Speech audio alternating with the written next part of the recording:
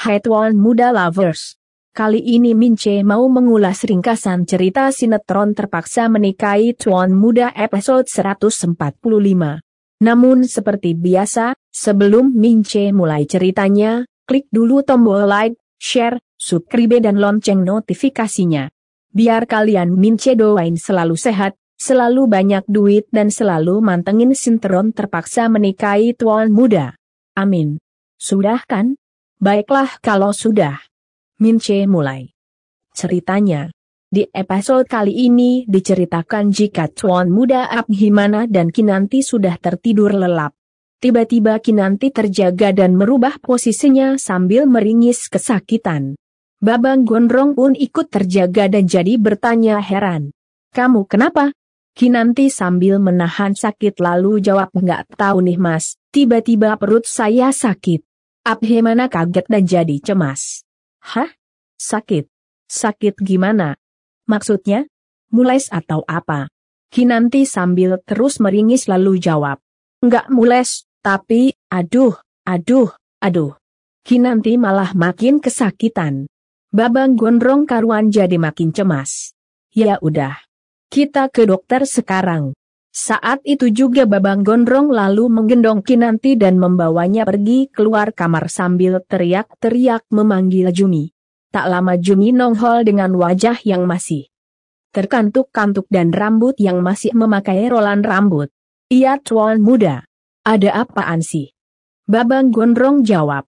Ambilin kunci mobil di pos. Mobil mana aja yang bisa dipakai. Saya mau ke rumah sakit sekarang. Cepet. Jumi pun mengangguk dan langsung pergi. Tak lama Oma Rima dan Eyang Martu yang juga mendengar suara teriakan Babang Gondrong keluar dari kamarnya masing-masing. Di saat yang sama si Keong Racun dan itu yang baru pulang dari rumah sakit juga muncul. Oma Rima lalu tanya, ada apa sih Bi? Malam-malam begini kok teriak-teriak? Eyang Martu menimpali. Itu Kinan kenapa? Kok pakai digendong? Si Keong Racun juga nggak mau kalah dan ikut tanya. Kinan sakit juga. Babang Gondrong sambil menatap cemas Kinanti lalu jawab. Iya. Katanya perutnya sakit. Nggak tahu kenapa. Makanya sekarang juga Abni mau antar dia ke rumah sakit. Oma Rima dan Eyang Martu karuan saja kaget dan jadi cemas. Hah? Kok bisa? Kinanti nggak bisa jawab karena emang nggak kuat menahan sakit. Tak lama Jumi pun muncul sambil bawa kunci mobil. Ini kunci mobilnya Tuan. Babang Gondrong pun ambil kunci dan langsung pamit pergi. Eyang Martu yang mencemaskan Kinanti lalu jawab. Ya udah, kalau gitu Eyang ikut. Oma Rima juga. Lalu ikut jawab. Oma juga ikut. Jumi juga lalu bilang. Tungguin Jumi. Mereka pun lalu pergi. Si Keong Racun pun jadi menatap heran. Jangan-jangan kandungan si Kinan bermasalah. Seperti biasa, si Keong Racun pun langsung tersenyum licik dan bergumam. Ada bagusnya juga aku nggak jadi nginep di rumah sakit, karena bisa dengar berita bagus secara langsung. Si Keong Racun dan Nita pun menghela nafas lega. Dan kemudian melenggang ceria memasuki kamarnya. Emang bener-bener nggak ada puas-puas lu bikin Tuan Muda Lovers jadi pada darting kalau Mince jadi penulis skenario atau sutradaranya, udah Mince karungin lu. Di tempat lainnya, Amanda sedang terlelap tidur. Tiba-tiba ada bayangan berkelebat di depan jendela kamar. Amanda pun jadi terjaga dan langsung melihat ke arah jendela kamarnya. Amanda pun jadi curiga ada yang tidak beres. Sementara itu yang tadi berkelebat di depan jendela kamar dan tak lain ternyata adalah Joko, anak buahnya Radit, sudah berada di depan pintu rumah Amanda.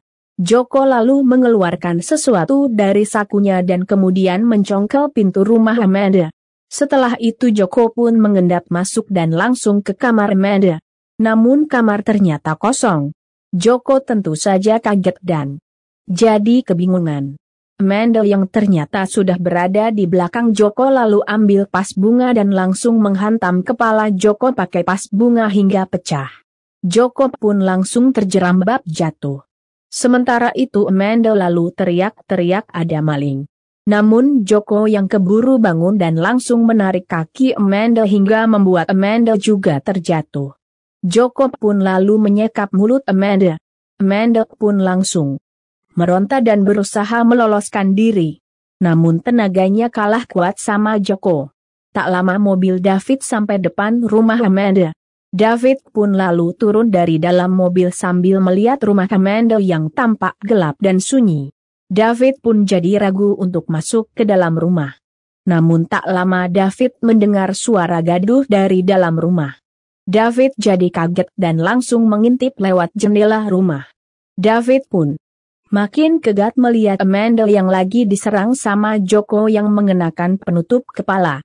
Tanpa basa-basi lagi, saat itu juga David lalu mau masuk ke dalam rumah. Namun pintu rumah dikunci. David pun jadi bingung. Untungnya tak lama David melihat jendela kamar yang terbuka. David pun meloncat masuk lewat jendela kamar dan langsung menghajar Joko hingga mental dan terjatuh. David lalu tanya, "Siapa kamu? Beraninya kamu ngelakuin ini ke Amanda?" "Pakai nanya lagi lu, Fit. Si Joko nggak mungkin bakalan mau jawab lah. Yang ada dia bakalan nyerang lu." Pertarungan sengit pun terjadi. Joko ternyata nyaris berhasil menyalahkan David. Amanda pun cemas dan langsung berusaha bantuin David. Namun malah ditendang Joko hingga terjengkang jatuh. David pun jadi mencemaskan Amanda. Sementara itu Joko lalu gunakan kesempatan itu buat ambil pas bunga yang ada di dekatnya dan langsung menyiramkan air yang ada di dalamnya ke wajah David. David jadi kelilipan. Joko lalu menggunakan momen itu buat kabur. Tuh kan, akhirnya si Joko kabur. Harus tadi lu sikat aja langsung tuh si Joko. Gak usah pakai nanya-nanya segala dulu. Jadinya dia berhasil kabur kan. Sementara itu Babang Gondrong, Kinanti, Oma Rima, Eyang Mada dan Jumi akhirnya sampai di rumah sakit. Namun semua dokter juga lagi pada sibuk menangani pasien lainnya. Babang Gondrong karuan jadi geram dan langsung ngamuk. "Terus istri saya gimana? Ini istri saya perutnya sakit banget. Mana dokternya? Saya mau istri saya diperiksa sekarang juga.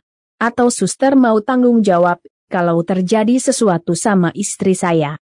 Suster yang emang sudah biasa menghadapi keluarga pasien yang lagi panik lalu menjawab tenang, "Iya, Pak. Mohon maaf. Harap tunggu sebentar ya. Biar saya bawa pasien ke ruang observasi sekarang biar segera diperiksa dokter." Kinanti pun lalu dibawa ke ruang observasi. Sementara itu Babang Gondrong, Oma Rima, Eyang Martu dan Jumi menunggu di depan pintu ruang observasi. Namun hingga sekian lama suster yang tadi membawa Kinanti masuk tidak keluar lagi. Babang Gondrong pun jadi mondar-mandir gelisah. Oma Rima dan Eyang Marta pun lalu menenangkan Babang Gondrong sambil mengajak Babang Gondrong dolain Kinanti. Namun Babang Gondrong yang lagi mencemaskan Kinanti malah jadi uring-uringan nggak jelas. Puncaknya Babang Gondrong ngomelin Jumi, "Kamu juga ngapain masih pakai masker dan roll rambut gitu? Ngapain juga ngikut ke sini?" Jumi kaget dan jadi melongo. "Lah, kawan muda, kenapa jadi ngomelin Jumi?" Oma Rima dan Eyang Martut pun jadi makin cemas dan kembali menenangkan Babang Gondrong. Sementara itu di tempat lainnya Amanda obatin luka di tubuh David sambil bilang, "Maafin aku, Fit. Kamu jadi terluka gini karena aku." David tercekat dan langsung menatap erat Amanda sambil bilang, "Kamu juga terluka gini. Kita ke rumah sakit." "Ya." Amanda gelengkan kepala sambil kemudian bilang, "Aku udah selesai obatin kamu. Mendingan kamu sekarang pergi." David tentu saja kaget mendengar ucapan Amanda. "Kamu usir aku." Namun Amanda malah balik tanya, "Kenapa kamu kesini, Fit? Kamu bukannya udah gak mau ketemu aku? Udah gak percaya lagi sama aku?" David pun jadi menghela nafas dan kemudian menceritakan soal mimpinya. "Aku kepikiran sama kamu, Amanda. Sampai-sampai aku mimpi buruk. Aku takut terjadi sesuatu sama kamu. Makanya aku datang. Dan benar aja kan kamu diserang." Namun Nemendel yang ternyata masih kesal malah jawab, "Aku udah nggak apa-apa. Mendingan kamu sekarang pergi." David yang emang mencemaskan Nemendel, tentu saja menolak dan langsung bilang, "Bayarin aku di sini ya. Aku takut orang tadi balik lagi." Namun Nemendel malah bangkit. Sambil kemudian menarik tangan David, mengajaknya keluar dan bilang, "Maling nggak sebodoh itu balik 2 kali. Aku minta kamu pergi sekarang." David makin kaget. Namun Nemendel malah bilang, "Ngapain kamu masih peduli sama orang berhati iblis kayak aku?" David pun mau memberikan jawaban. Namun Nemendel keburu mendorongnya keluar sambil kemudian menutup keras pintu rumahnya.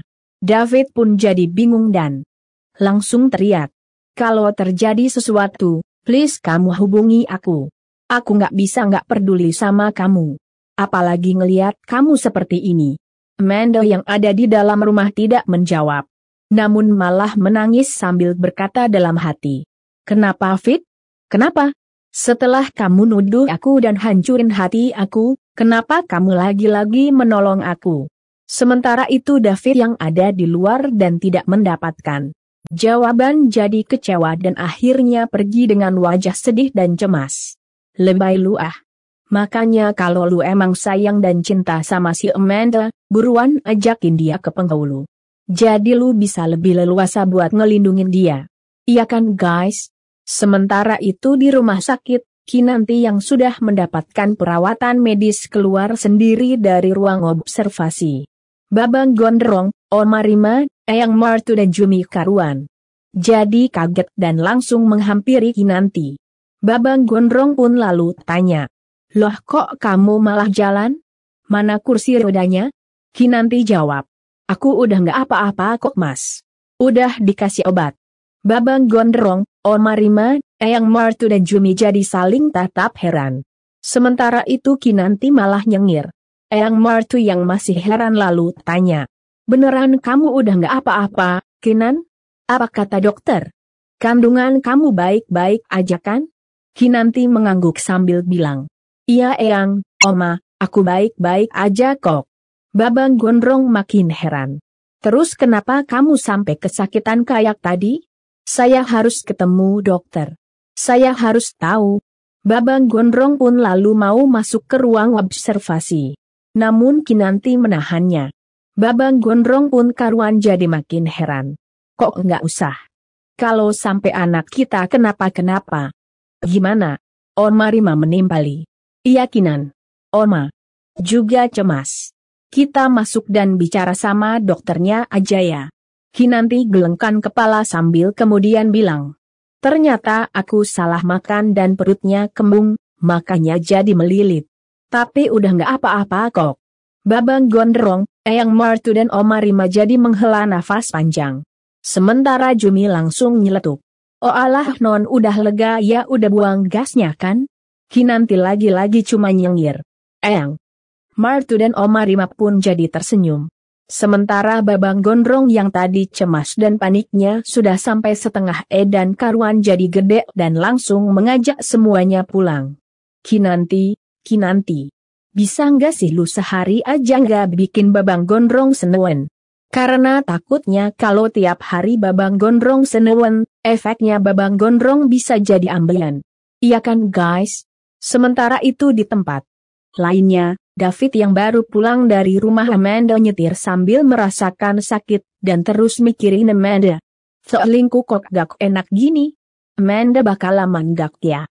David pun lalu ambil HP-nya, mau telepon Amanda. Tapi nggak jadi.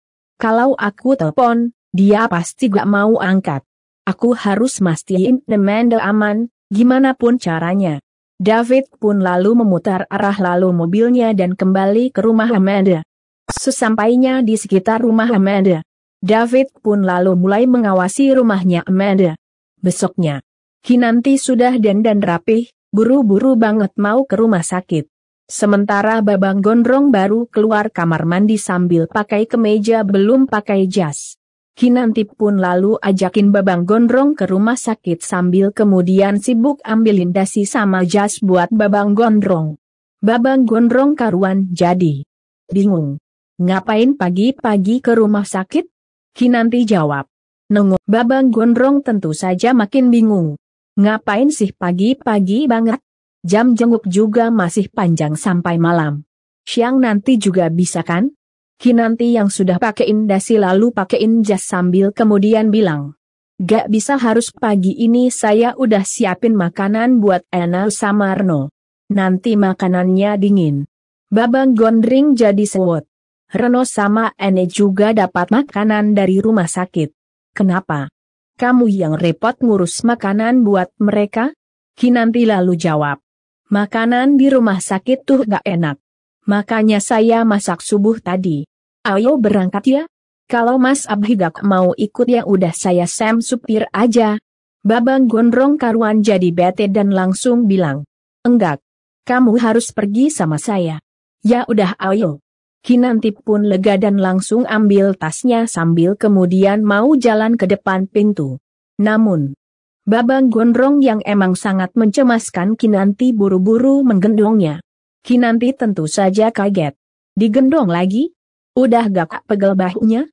Babang Gondrong sambil terus jalan lalu jawab. Kalau pegel tinggal minta pijit lagi. Sampai segitunya ya perhatian Babang Gondrong sama Kinanti. Namun Kinanti malah minta turun. Babang Gondrong karuan jadi bete lagi. Kamu sadar gak sih sering sakit-sakitan? Dan sering mules. Saya gak mau kaki kamu capek turun tangga. Udah nurut aja sama suami. Bukannya bersyukur punya suami perhatian. Kinanti pun jadi menghela nafas dan bilang. Mas, bukannya saya gak bersyukur. Masalahnya rantang buat dibawa ke rumah sakit masih di dapur. Saya minta turunin buat ambil rantang. Babang Gondrong kaget dan jadi salah tingkah. Ngomong kek dari tadi. Babang Gondrong pun lalu telepon Jumi dan suruh Jumi anterin rantang makanan. Sementara itu Amanda yang sudah rapi, bawa makanan dari dapur, taruh di meja dan mau sarapan. Namun saat itu Amanda melihat mobilnya David berada tak jauh dari depan rumahnya. Amanda pun jadi heran. Itu kan mobil David? Ngapain dia di situ? Dari kapan sih mobil David parkir di sana? Amanda pun ternyuh dan terharu, tapi masih sedih juga. Sama sikap David. Apa kamu khawatir sama aku, Fit? Amanda pun jadi galau. Sementara itu di tempat lainnya, Herman baru terjaga dari tidurnya dengan perut yang keroncongan. Di nakas ternyata sudah ada nasi goreng sama teh hangat. Herman pun jadi tersenyum girang. Ternyata Karin udah nyiapin makanan. Di saat yang sama Karin yang sudah berdandan rapi keluar dari kamar mandi. Herman pun sok lemes dan rebahan lagi. Karin yang sempat melihat Herman sudah terbangun jadi heran. Udah bangun? Sarapannya udah aku siapin ya, tinggal makan aja. Obatnya juga udah aku sediain tuh. Herman mengangguk dan bertanya lemas. Kamu mau kemana? Kok udah rapi? Karin jawab dengan ketus. Kerjalah, Mas. Aku kan bukan pengangguran lagi. Herman jadi sedih. Aku kan lagi sakit. Kok kamu kerja aja sih? Nanti aku sendirian dong. Karin lagi-lagi malah menjawab ketus. Kalau aku gak kerja, yang ada semua klien dan customer komplain. Bisnisku lagi naik-naiknya, Mas. Herman jawab. Tapi bisa kan kamu suapin aku dulu sebelum kerja? Karin pun jadi bete. Makan sendiri bisa kan? Aku buru-buru. Herman jadi makin sedih. Kamu gak mau suapin suamimu? Apa aku udah gak penting lagi buat kamu? Baru sakit gini aja kamu gak mau nyuapin, gimana nanti kalau aku udah tua gak bisa apa-apa? Karin jadi menghela nafas kesal. Oke, mau disuapin kan? Herman mengangguk dengan lemas. Karin jawab. Ya udah, tunggu bentar. Karin lalu keluar kamar. Herman tentu saja kaget dan jadi bingung. Loh, katanya mau nyuapin malah keluar kamar. Gak takut kualat lu Karina. Di tempat lainnya, si keong racun dan itu yang baru selesai mandi keluar dari kamar mandi sambil keringin rambutnya.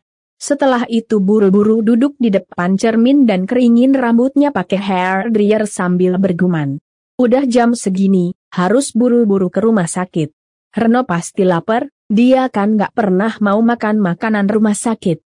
Di saat yang sama HP-nya bunyi, ada telepon dari Kevin yang bilang jika dia sudah berada di depan rumahnya. Anita, tentu saja kaget. Hah? Ngapain? Kevin jawab. Aku yakin, pagi ini kamu pasti mau balik ke rumah sakit kan? Aku mau nganterin kamu. Si keong racun Anita pun jadi baper. Aku bisa berangkat sendiri kok. Kevin pun lalu kembali modusin Anita. Sayang, mana mungkin aku biarin kamu berangkat sendiri. Selama aku bisa nganterin, pasti akan aku anterin kemanapun kamu pergi. Si keong racun Anita pun jadi makin kesengseng. Ya ampun, sayang. Perhatian banget sih kamu. Makasih ya. Lebay lu Anita. Ingat, anak lo ama masih di rumah sakit. Sementara itu David masih ketiduran di dalam mobilnya. Tak lama Amanda muncul di samping mobil David. Amanda pun jadi ternyuh melihat David tidur di dalam mobil. Padahal kamu gak perlu repot-repot kayak gini nungguin aku di depan rumah. Amanda sambil menghela nafas panjang. Lalu meletakkan kotak makanan di kap mobil David. Setelah itu Amanda mengetuk kaca mobil dan kemudian pergi. David pun terjaga dari tidurnya dan langsung melihat sekitar. Tak lama David melihat lewat kaca spion Amanda yang lagi jalan menjauh dari mobilnya. David juga melihat ada kotak makanan di kap mobil. David pun buru-buru membuka kaca mobil dan memanggil Amanda. Namun Amanda malah terus jalan. David pun jadi heran. Sementara itu Herman yang sudah sangat keroncongan duduk sandaran di tempat tidur sambil pegangin perutnya yang sudah pucitrek. Mana si Karina? Katanya mau nyuapin, mana udah lapar banget. Tak lama Karina muncul sama satpam komplek. Herman tentu saja kaget dan jadi heran.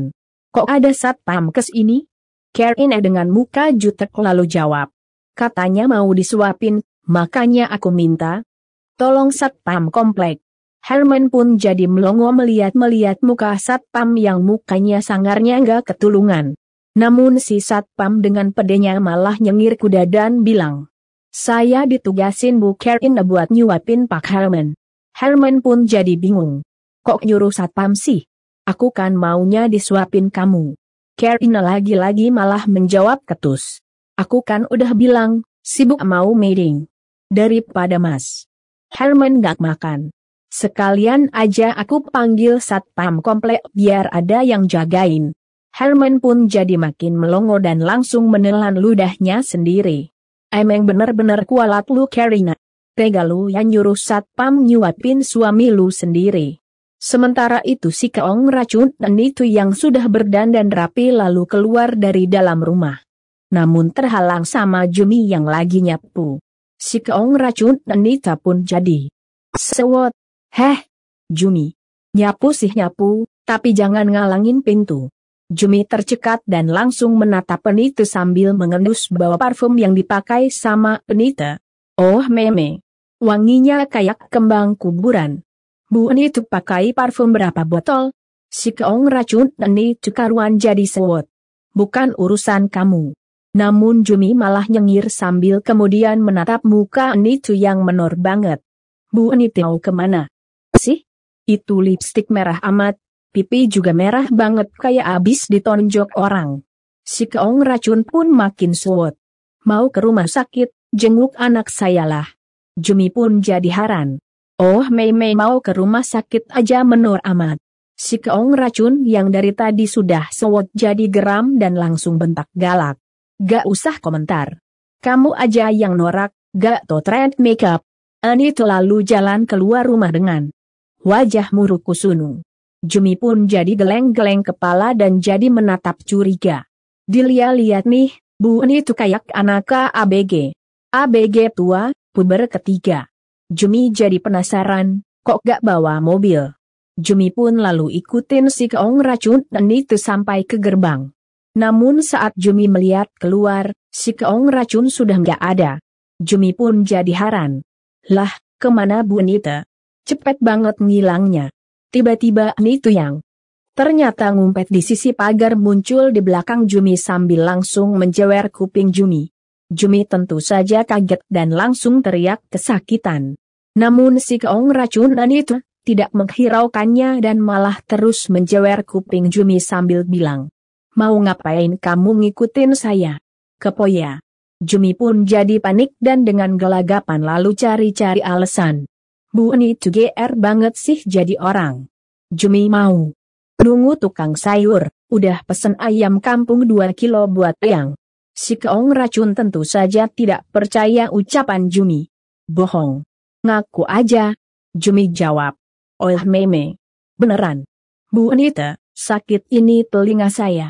Kalau gak dilepas nanti saya lapor loh ke eyang." Bu Anita udah melakukan kekerasan pada asisten rumah tangga. Si keong racun pun jadi kesal dan akhirnya melepas jewerannya sambil suruh Jumi masuk rumah. Namun Jumi yang emang mau kepo malah jawab, "Ih, orang Jumi lagi nunggu tukang sayur." Ani tukaruan jadi makin sewot dan langsung bentak galak Jumi. "Saya bilang masuk ya masuk. Namun maaf ya guys. Ringkasan cerita sinetron terpaksa menikahi tuan muda terpaksa Mince akhiri dulu sampai di sini. Kira-kira Jumi berhasil mergokin dan itu dijemput Kevin gak ya? Terus apa yang akan dilakukan Jumi? Apakah dia akan melaporkannya ke Babang Gondrong, Eyang Martu dan Om Marima? Mince tunggu jawabannya di kolom komentar.